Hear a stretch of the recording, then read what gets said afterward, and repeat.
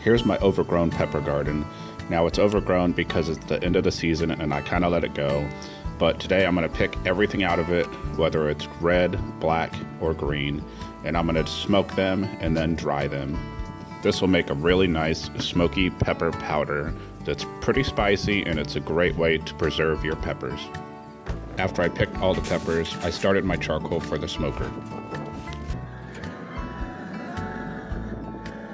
I got a pretty good haul this time. Once they're all picked, I'm going to wash them off in the sink and remove any leaves, stems, or dirt.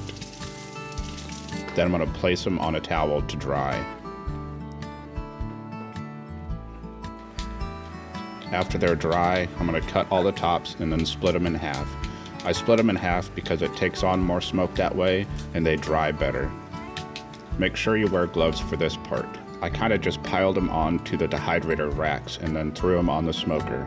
Now I just threw one log on because I didn't want it to get too hot, and I just let it go until I remembered that they were on there. Once they're good and smoky, I distributed them onto more racks so that they could kind of get some space, and then put them in the dehydrator to dry. You're going to want to do this step outside in the garage because if you do it inside, it gets kind of spicy. So I did this overnight, and then the next day I did it again, and then I forgot about it. But you want to make sure that you run it for a couple hours before you pulse them in the food processor because you want them as crispy as possible. Once they're really dry and crispy, I put it into my food processor bullet attachment because it really gets the powder powdery.